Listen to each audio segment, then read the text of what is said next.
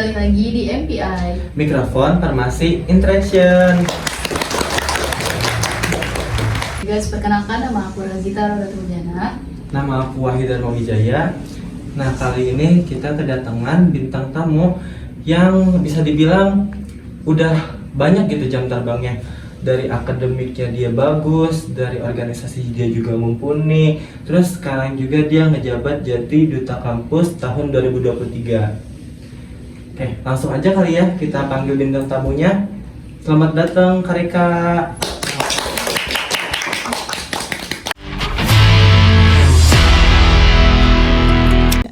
Halo Kak, selamat datang di tempat podcast kita di MPI. Kalau gitu boleh perkenalkan dirinya dulu supaya yang penonton tahu namanya siapa. Oke, terima kasih ya buat waktunya udah mengundang aku ke sini. Halo semua, perkenalkan nama aku Reka Fitriani. Aku dari program studi S1 Farmasi Klinik dan Komunitas di Keswidia Dharma Husada Tangerang. Kebetulan sekarang aku udah semester 8 dan masih menjabat sebagai duta kampus 2023 di Stikes Widya Dharma Husada Tangerang. Tangan dulu dong.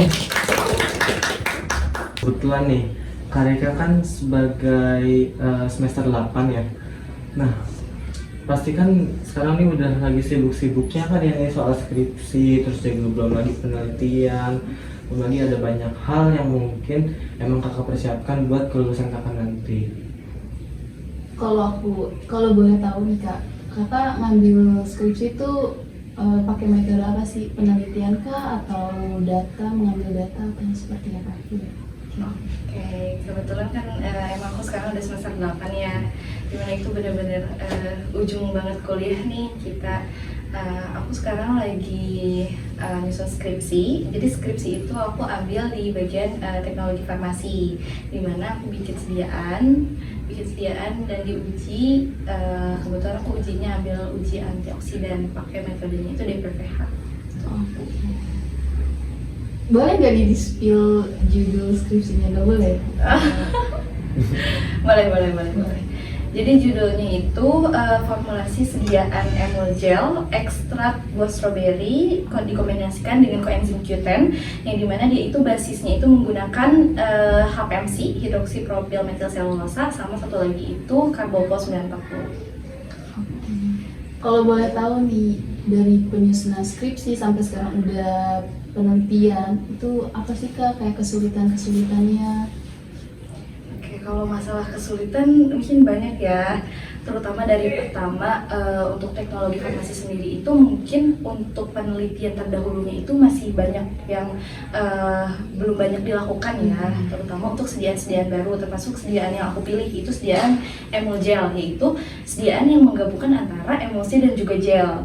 Nah, terus kesulitannya juga pada saat pengambilan daftar pustaka, lalu sampai ke tahap pengambilan data, pengujian itu lumayan ada kesulitannya juga sih. Terutama kan untuk aku nih ngambilnya uji antioksidan ya, itu aku pakai alat namanya itu alat spektrofotometer UV phase.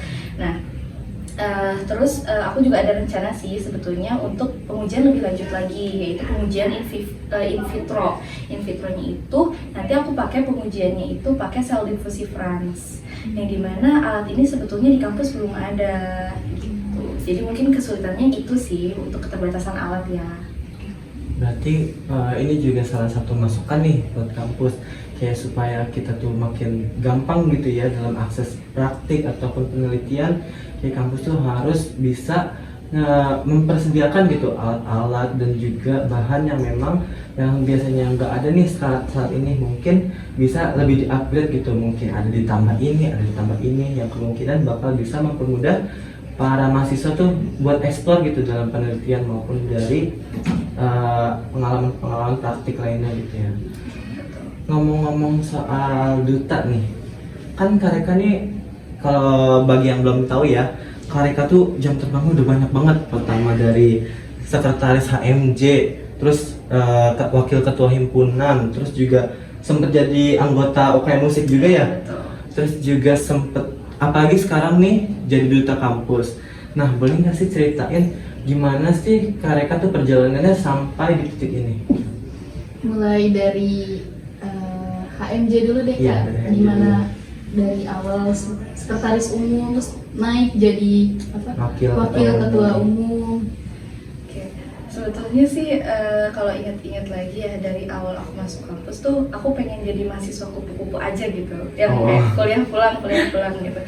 Tapi nggak ada ekspektasi buat ada sampai ke titik ini gitu.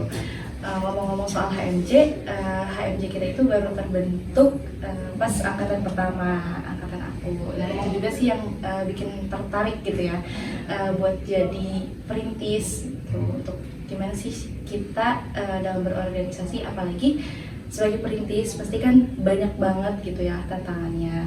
Di HMJ pertama itu aku menjabat sebagai sekretaris umum 1, dimana itu benar-benar banyak banget sih yang bisa aku pelajarin dari situ, dari segi gimana caranya mengolah administrasi sebuah organisasi, gimana caranya berkontribusi dalam kegiatan-kegiatan lain, terus berkomunikasi dengan orang-orang lain. Itu aku benar-benar banyak banget belajar di sana. Yang kemudian dari situ aku lebih tertarik lagi nih, kira-kira bakal dilanjutin nggak ya gitu organisasinya. Ternyata kan untuk jadi perintis itu nggak segampang yang dibayangkan ya. Ternyata nggak bisa satu langkah kita kelar gitu. Nah, akhirnya aku memutuskan untuk yaudah lanjut deh di periode selanjutnya. Karena kan untuk bisa apa ya, membangun organisasi dari 0 sampai ke 100 itu kita nggak bisa gitu ketika kita ada di titik 10 kita nggak naik ke 20, 30, iya gitu, kita nggak bisa kayak gitu. Terlebih kan kasihan juga gitu untuk di angkatan yang mungkin di bawah aku gitu kan, mereka belum dapat pelajaran dan juga pengalaman gitu. Jadi akhirnya aku lanjut, alhamdulillah waktu itu aku menjabat bareng Kak Maulidia.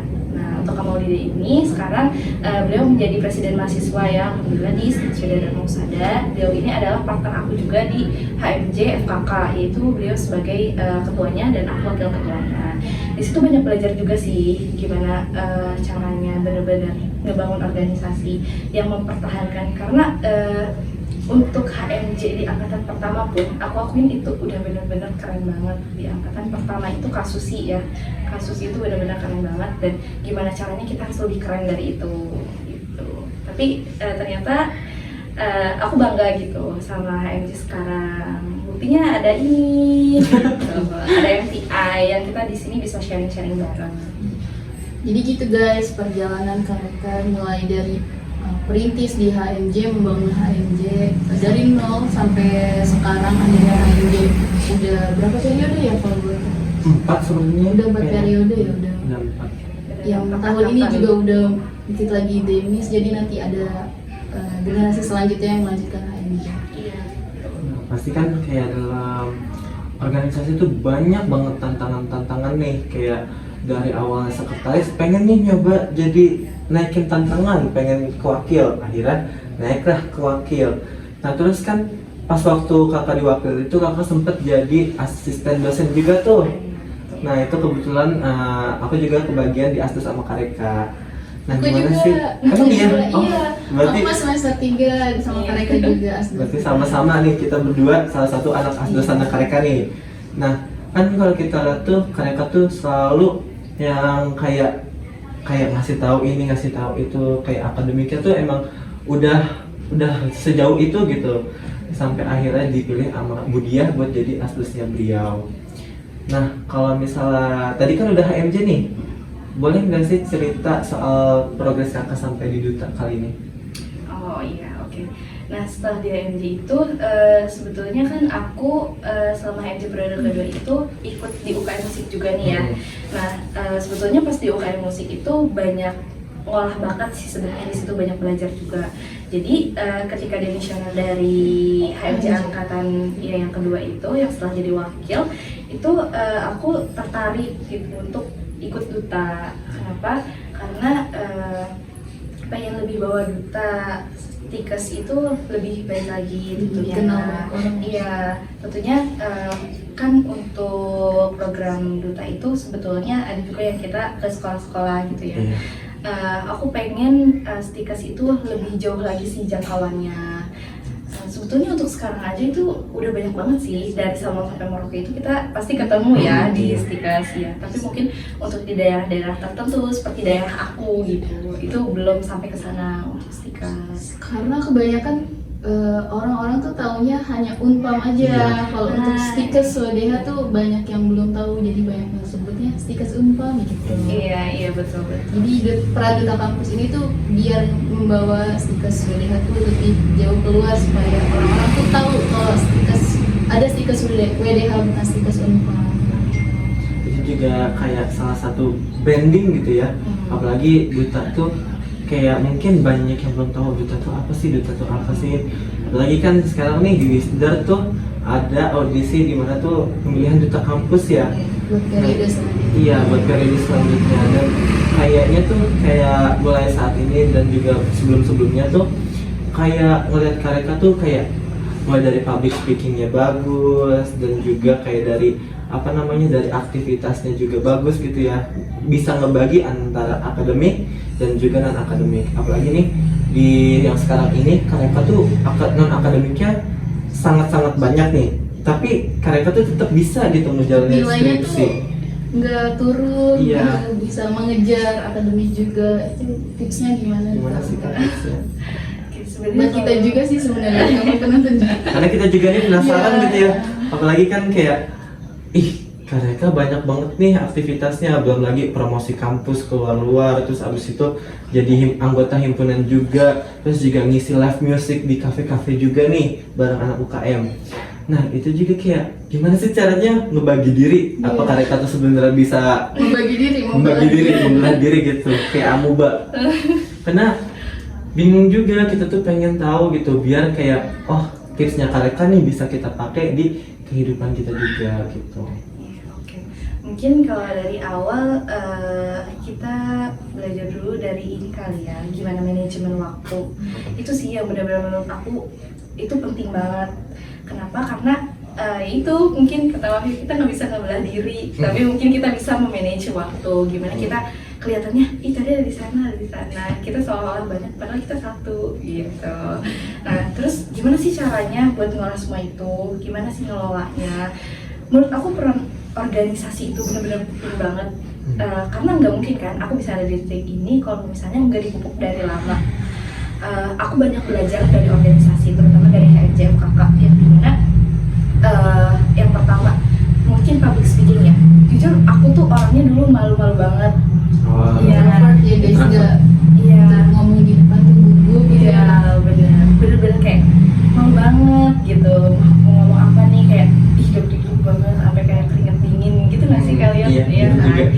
Iya, tapi semenjak ikut organisasi tuh bener-bener kerasa banget benefitnya tuh sebenarnya nggak kelihatan secara secara kita nerima langsung fisik gitu. Iya, tapi kita tuh benar-benar ngerasain gitu gimana manfaat jangka panjangnya. Lebih itu sih, dari gimana kita bisa berbaur sama orang lain. Itu kan benar-benar dipakai banget ya di organisasi. Ketika kita ketemu sama orang lain, kita ngobrol-ngobrol, itu kan bisa jadi salah satu cara gimana kita belajar. Itu juga. Jadi intinya gini sih, ketika kita hari ini nggak dapet apa-apa, kita harus dapat apa-apa gitu. Kita nggak dapat ilmu, kita harus dapat relasi. Ketika nggak dapat relasi, apapun yang bisa kita dapetin, kita harus dapetin gitu. Yang penting ada target buat capai itu gitu ya. Iya, betul. Tapi sebelumnya Kaneka tuh tipikal orang yang selalu nargetin sesuatu gak sih? Misal kayak dari semester awal kayak pokoknya target gue tuh harus, gue pengen masuk nih ke wakil ketua umum, terus gue pengen nanti masuk ke BEM gitu. Ada nggak kayak targetan kayak gitu? Kayak sebetulnya kalau untuk target di organisasi itu aku nggak terlalu mentargetkan sih, karena mungkin dari awal aku pengen ikut HMJ emang karena BEM, karena aku pengen ikut BEM. Tapi sejalannya aku di organisasi, kayaknya untuk berkecimpung langsung di BEM itu takut sibuk atau gimana, karena kan yang namanya BEM kan badan eksekutif mahasiswa, dia kan menaungi semuanya ya, role yang lebih besar. Akhirnya pada saat itu aku lebih memilih untuk terkecimpungnya itu di duta kampus gitu. Tapi keren juga sih, kayak termotivasi gitu. Jadi kayak pikiran kita terbuka, ternyata kalau misalnya ikut organisasi juga bukan berarti kita tuh dari akademiknya juga kurang. Iya, betul. karena pasti juga nggak ada yang mikir kan kalau misalnya Karika tuh orang yang sebelumnya introvert gitu ya. Iya. Dari sekarang aja nih obrolan kita tuh kayak nggak kayak jalan lurus terus gitu. Malah kita yang gugup nih. Iya, agak gugup karena benar-benar kayak banyak banget pengalamannya, benar-benar sharingnya tuh kita dapat banget. Nah, ngomong-ngomong soal organisasi nih, kan sekarang nih Kak Reka tuh udah di Duta Kampus 2023 dan kemungkinan akan demis gitu ya, apalagi karena udah dengar ada audisi ya sebutannya, Iya, betul. audisi Duta Kampus 2024. Nah, gimana sih kesan kakak selama di Duta Kampus tuh kayak gimana?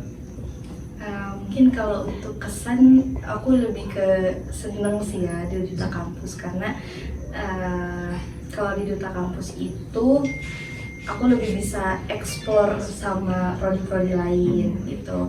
Terutama kan itu nimbulin kesan yang benar-benar baik banget gitu di aku. Dan lebih untuk anggota Duta Kampus yang sekarang itu, Duta Kampus 1, 2, 3, 4 itu kebetulan kan beda-beda nih prodinya. Ada yang dari perawat, ada yang dari FKK juga, ada yang dari Kesmas. Nah itu benar-benar challenging juga sih buat kayak nyamain jadwal. Terus gimana nih kita gitu biar bisa bareng-bareng kayak gitu sih. Itu benar-benar jadi kesan yang benar-benar ninggalin kesan baik banget sih di aku. Jadi kayak lebih bisa banyak belajar lagi gitu. Terlebih kan ketika beda-beda prodi itu benar-benar susah banget kan nyamainnya kan. Itu sih yang benar-benar sampai sekarang menurut aku berkesan banget buat kerja bareng sama mereka gitu. Dan aku senang gitu karena mereka semua aktif-aktif. Keren sih. Coba nih Kak. Aku boleh tanya juga. Iya boleh. Aku sendiri kan belum tahu nih Duta Kampus tuh mungkin di luar sana Duta Kampus yang untuk mewakili kampus ada kegiatan di luar Duta Kampus yang mewakili gitu. Selain itu apa sih kegiatannya, maksudnya untuk membawa kampus itu tuh kegiatan apa gitu yang bisa dilakuin dari Duta Kampus? Oke. Biasanya kalau Duta Kampus sih kita lebih fokus ke promosi kampus ya. Nah yang utama itu karena kan kita biasanya langsung koordinasinya itu dengan wakil ketua 1 gitu. Jadi kita itu biasanya terkecimpungnya itu di kegiatan-kegiatan seperti PMB, pendaftaran mahasiswa baru. Tapi untuk kita ke sekolah-sekolah lain kita juga ikut gitu untuk mempromosikan kampus. Nah terus apalagi sih Kak selain itu?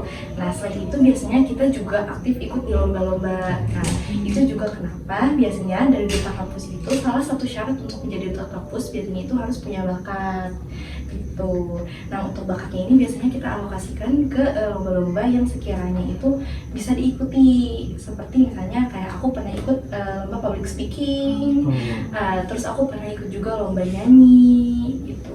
Mungkin kayak teman-teman Duta Kampus yang lain pernah ikut pemilihan mahasiswa berprestasi gitu atau debat, itu bisa gitu.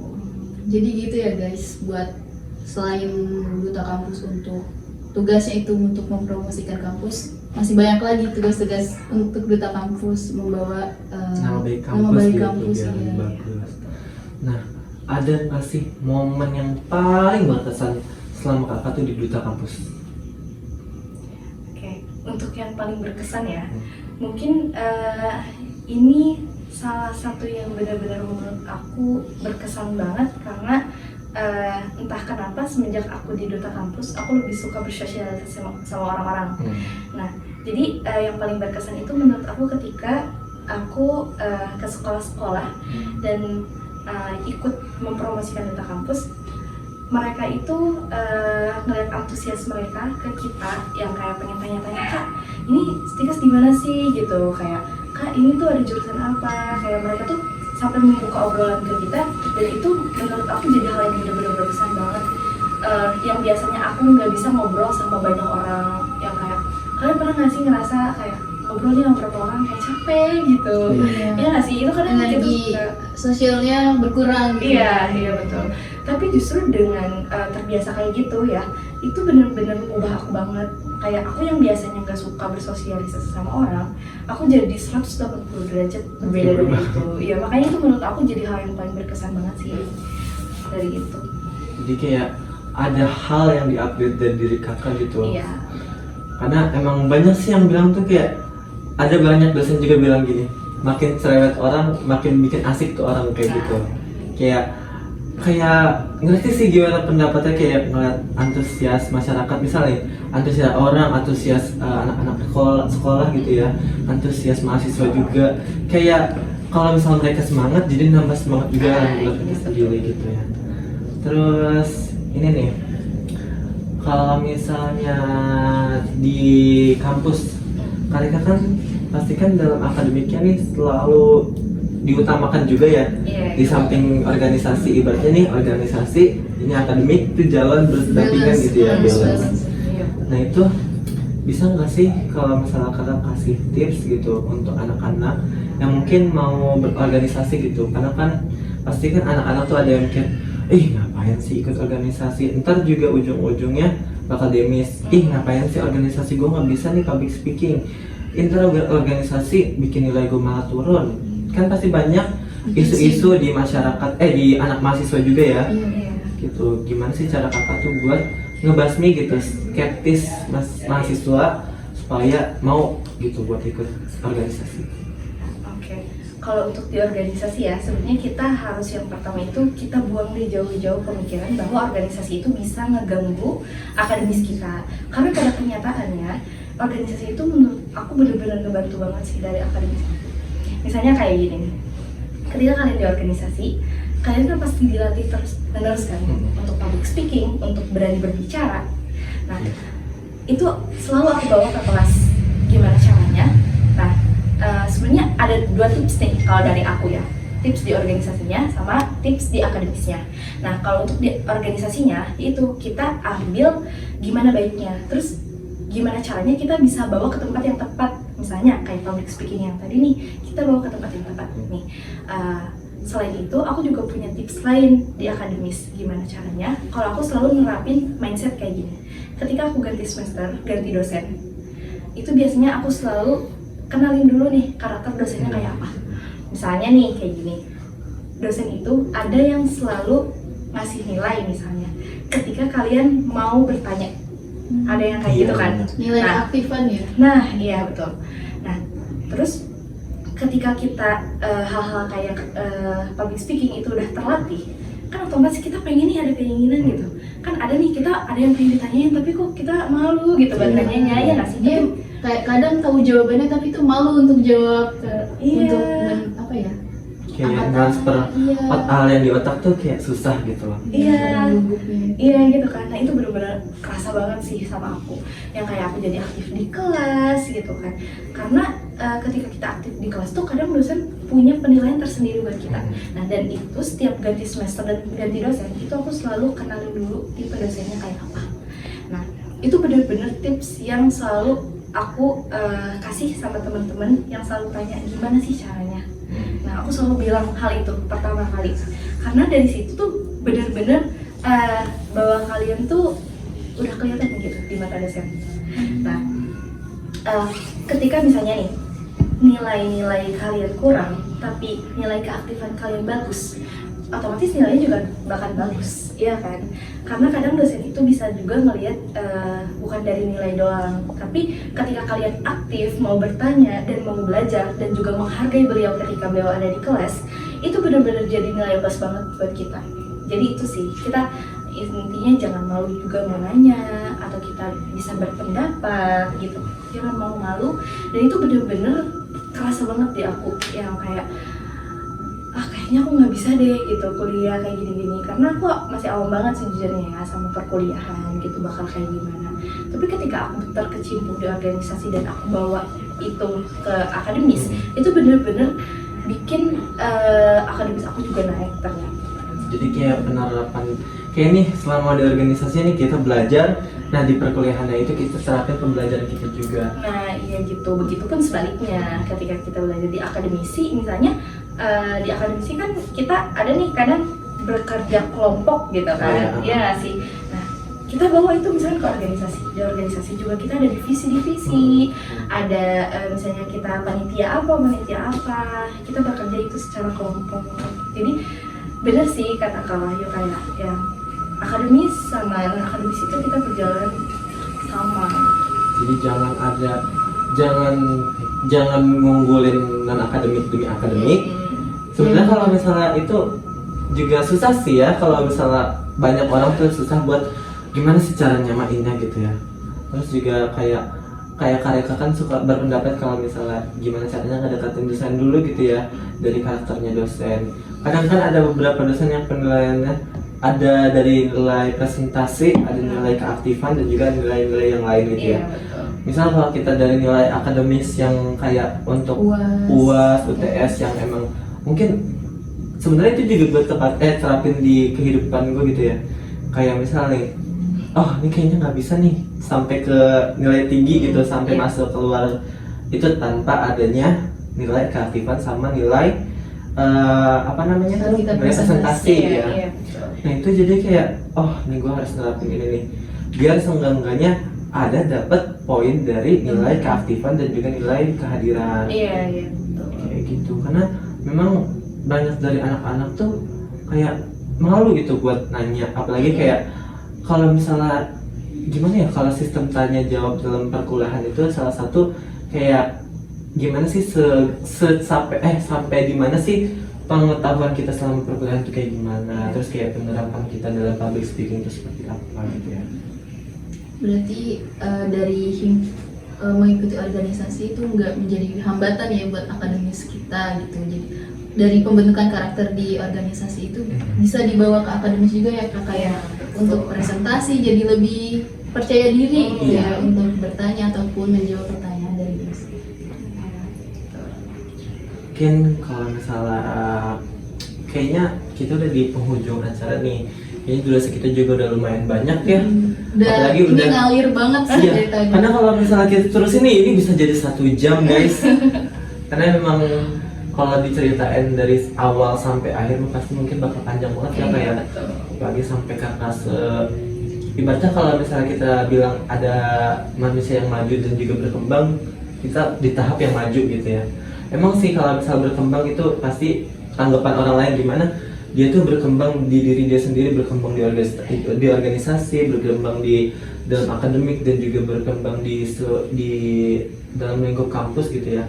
Itu sesuai pendapat masing-masing. Tapi kan kalau misalnya maju itu gimana kita maju ke depan, terus kita buat ngarepin kayak skeptis yang biasa mahasiswa punya, tapi kita kok bisa ngejelasin ngelewatinnya gitu ya. Kayak gitu sih ya. Mungkin akhir podcast itu kayak gini aja kali ya. Sebenarnya makasih juga Kak Reka. Kak, aku mau ini nih, aku mau dengar dari Kak Reka pesan untuk duta kampus periode selanjutnya gimana? Oke, mungkin untuk duta kampus tahun depan yang akan melanjutkan jabatannya di tahun depan, pesan dari aku tetap aktifkan duta kampus ke depannya, banyakin program-program kerja yang sekiranya bisa lebih bermanfaat lagi buat mahasiswa kampus. Harapannya bisa lebih berkembang lagi, tidak hanya di eksternal tapi juga di internal kampus, lebih bisa dikenal lagi dan juga terbranding bahwa kalian itu duta kampus selanjutnya. Oke. Ini kita nggak salah sih nih pilih bintang tamu ya. Jadi bisa buat memotivasi nih mahasiswa-mahasiswa lain yang baru mau mulai masuk organisasi ataupun baru mau kecemplung di duta kampus. Oke. Kalau gitu sebelumnya makasih Kak Reka udah datang di podcast kita. Udah datang jauh-jauh nih ke tempat podcast kita. Dari mana Kak Reka asalnya? Dari Sukabumi. Oh iya, jauh-jauh dari Sukabumi buat Berapa jam Kak? Pamulang, berapa jam berjalan? 4 jam biasa ini. Masya Allah.